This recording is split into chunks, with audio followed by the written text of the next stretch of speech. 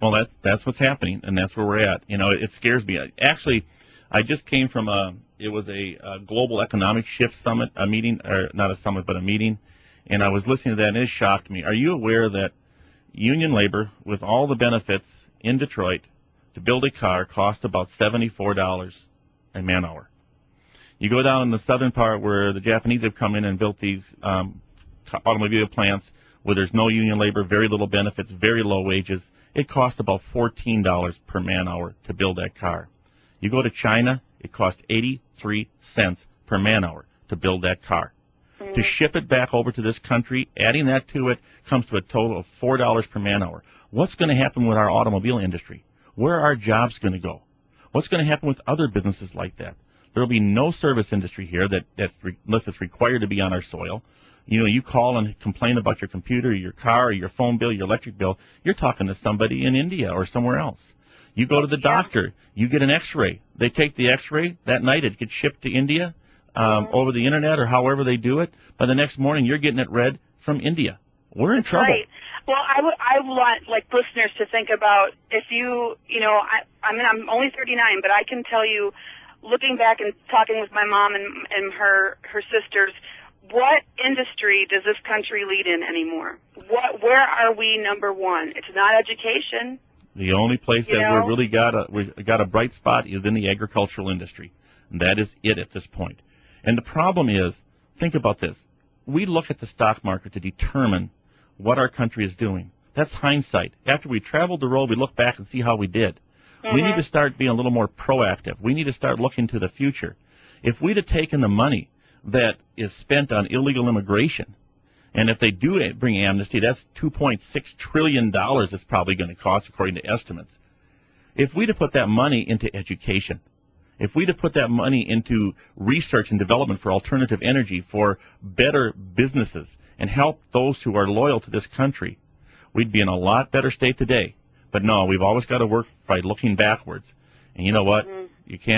You try plowing a field, and if you're constantly looking backwards, see what happens to the rows. Right. I agree. And best of luck to you guys. All right, Lori, thanks for your call, and good luck to you. Oh, thank you very much. I appreciate it. Y'all have a great day. Thanks. 845-2155.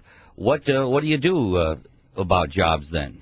How do you keep these folks here in the United States when they're thinking the cost of manufacturing a car costs us so much? Well, I think the great pontificator once said, God bless America. And I think that's where we need to be. I think we need a situation where we need to be sustainable, self-sufficient country. We need to put our hope in our nation again. We need to build our nation. Unions, Democrats, Greens, we all need to get together and build this nation into a sustainable, self-sufficient country again, where our economic resources are strong. And the only way we're going to do that is when we get together. If we keep fighting and crying and spitting at each other across the aisles in Congress, our country's not going to make it. All right. We'll come back. Daniel Mielke is with us. Your questions, 845-2155, as we talk more with Dan on this Thursday edition of 55 Feedback.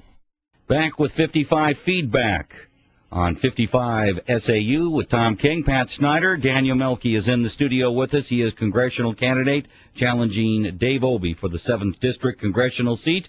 Let's head back to the phones, and it's Bob in Mosinee. And it is the great pontificator checking in. Hello, Daniel. How you doing? Hello, Bob. I'm doing great.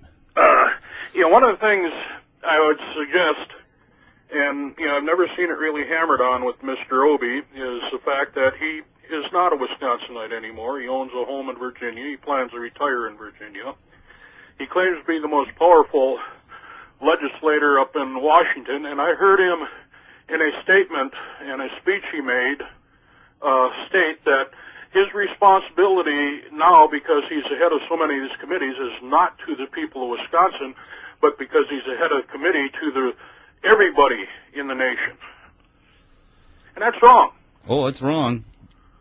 It's a situation where that's the problem when you're in office too long.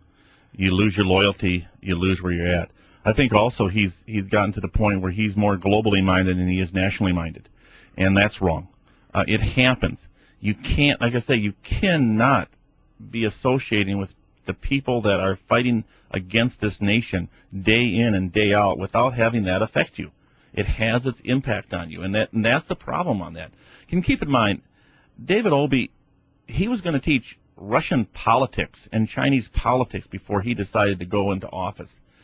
His experience at 24 years of age was zilch, and the only knowledge and experience he has is being a politician. Yeah. So you tell me, where is he going to have his loyalty? He left this state at 24 years of age. Washington became his focal point. You have to replace that every so often. You have to. Even I need to go after 8 or 10 years if I'm in there that long, because after a while you get focused to a different area. And yeah, he does this. You watch. There's going to be plaques given out. There's going to be little showings he's going to do. He's going to talk about his tweaking money, how he gives everybody a little bit of something.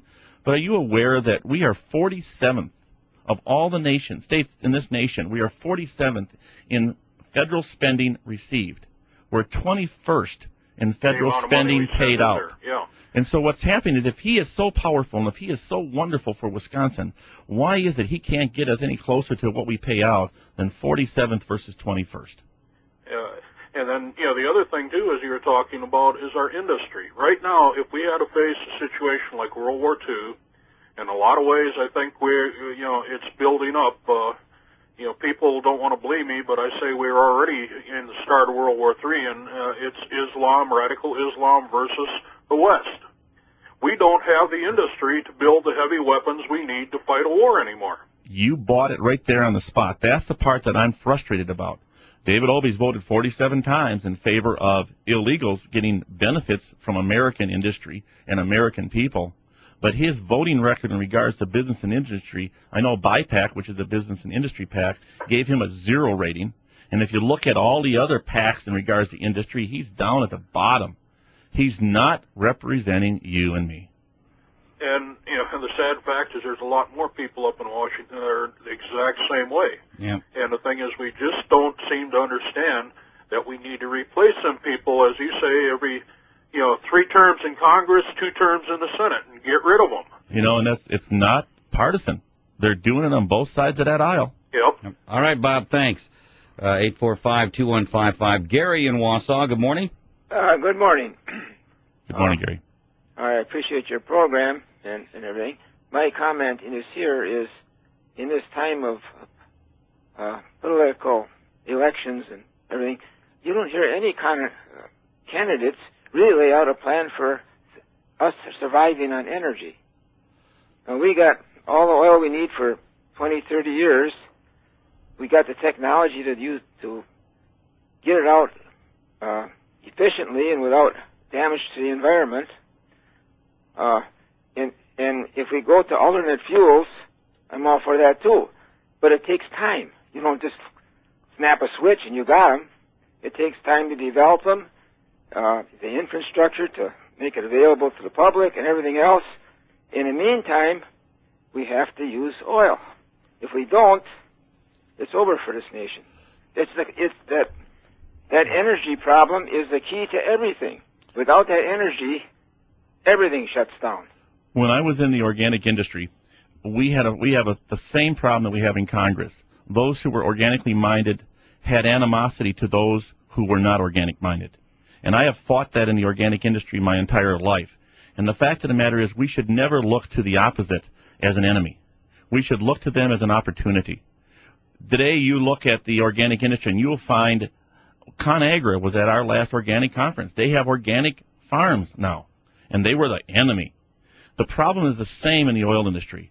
We have 2 camps. We have those who hate the oil industry, and we have the oil industry that hates the alternative energy industry, and all they do is they spend billions of dollars fighting each other and keeping Congress from making any decisions. Congress is so afraid of losing out that they won't even take a stand, and that's got to stop.